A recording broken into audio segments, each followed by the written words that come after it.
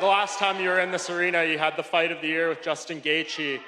There's such high expectations for this. What do you have to do to, recreate something like that, but come out on the winning side this time?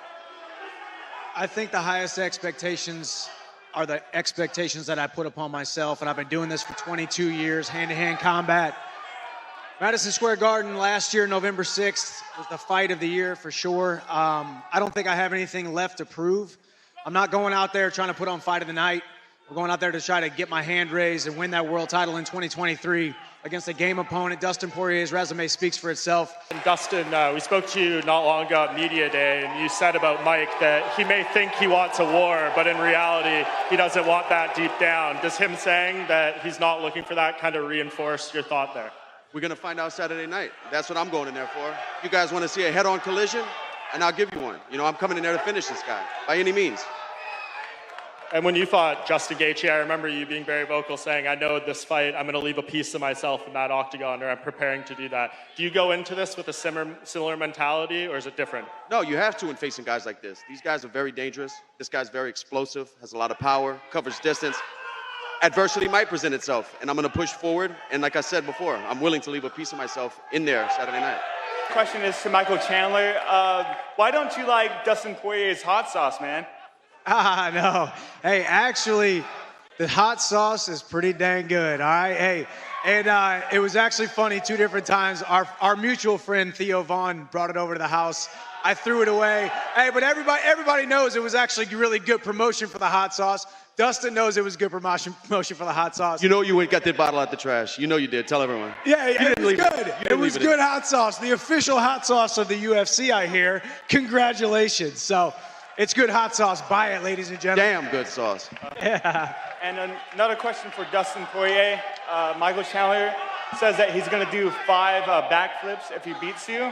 How many backflips would you do if you beat him? I'm going to give you guys a hell of a cartwheel. I can't do a backflip, but I got a couple cartwheels in me for you. Thank you. Poirier and Chandler, I'm betting my bottom dollar this one doesn't go the distance. Which one of you guys knocking each other out? I'm going in there to finish this guy, so we'll have to see Saturday night, but I'm leaving it out there.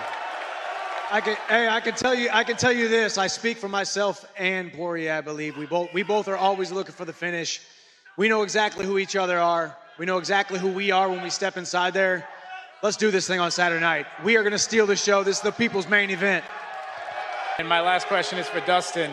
Earlier today, Michael Chandler was very complimentary. He said you have the best boxing in the division. He also said that he's not here to win fight of the night. He's here to win.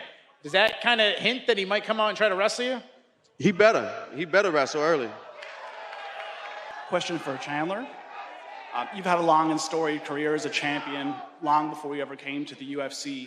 I'm just wondering if you see it as an advantage arriving to the UFC a little later in your career as opposed to a lot of these fighters who have been here for a long time. I can honestly say I think I came over to the UFC at the right time. I was where I needed to be, not just physically, but maturation-wise, spiritually.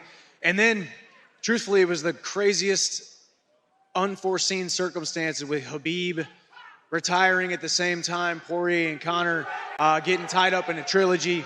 I'm right where I need to be. I feel like I have gotten 2 careers. One career before the UFC, one career inside the UFC. And people ask me how I stay motivated. I feel like I'm still a white belt, brand new to the sport every single day. So I'm enjoying the journey. Saturday night, we get another opportunity to prove that we're one of the best in the world, the best in the world. And I've been working hard and I'm excited. This one goes to Mike Chandler. Mike, you're recognized as one of the most exciting fighters in the UFC. You've gone on record multiple times saying you are the most exciting. You're 36 now. You got a lot of mileage throughout your career. Has there ever been a point where you think about the future and maybe, toning things down a bit, or are you ready to go to war every single time you step in the octagon? Hey, man, I got one speed. I am who I am, and I'm not going to change. I enjoy this career. People don't understand what it's like to be inside of the octagon, what it's like to be in the crazy movement and unpredictability.